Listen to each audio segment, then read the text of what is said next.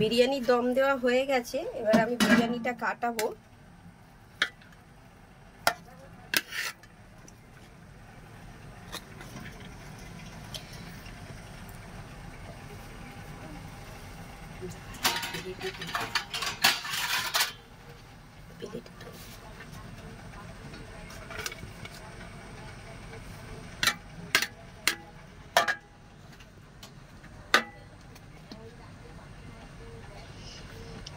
Biryani ready, চলো কে কে আসো, কে কে খাবে, সবাই মিলে খাবো। এক হাঁড়ি বিরিয়ানি বানিয়েছি, তোমরা সবাই চলে আসো।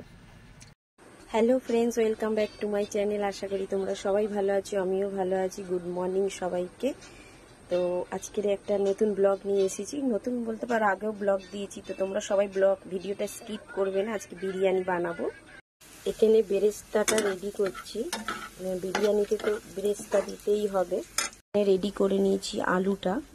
বিরিয়ানির ভাতটা হয়ে গেছে, এখানে আমি ফ্যানটা ঝেড়ে নিচ্ছি এরম ভাবে একটা ঝুড়ির মধ্যে, স্টিলের ঝুড়ির মধ্যে, যাতে ভাতটা খুব সুন্দর ঝরঝরে থাকে। এখানে রেডি করে নিয়েছি চিকেনটা, দেখো এবারে চিকেনটাও হয়ে এসেছে, খালি দমে বসানোর দেরি আছে। চিকেনটা হয়ে গেলে এবারে বিরিয়ানিটা দমে বসাবো। বিরিয়ানি দম না দিলে টেস্ট হবে না। আমি একটু আলুগুলো ছোট নিয়েছি, কেন এখন আলুগুলো না ভেতরে বড় বড় আলু কাটলে খুবই খারাপ বেরিয়ে যাচ্ছে, তো একটু ছোট নিয়েছি। আর আজকে একটু বিরিয়ানিতে ডিমও দেবো, ডিমটা সিদ্ধ করে নিয়েছি। আর ঘরে করছি তো তাই জন্য একটু চিকেনগুলো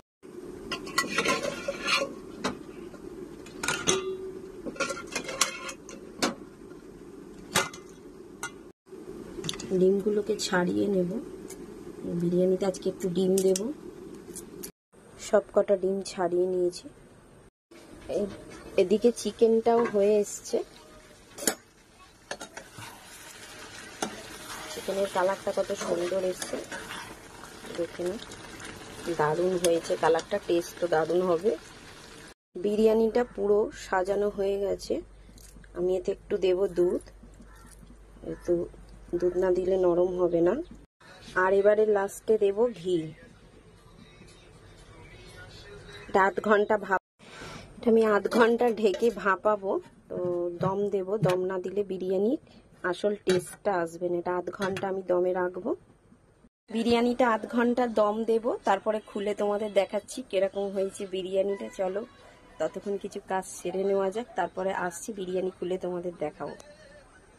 আজকে বলবে দিদি সকাল সকাল বিরিয়ানি দেখাচ্ছি, তো বিরিয়ানি কেন দেখাচ্ছি, কিছু অর্ডারও আছে। আর ঘরে বেশ কিছুদিন শ্রাবণ মাস চলছে বলে আমি একটু নিরামিষ রান্না করছিলাম, তো সবাই আবদার বিরিয়ানি খাবো, তো দুটো কাজ একসাথে সেরে নিলাম।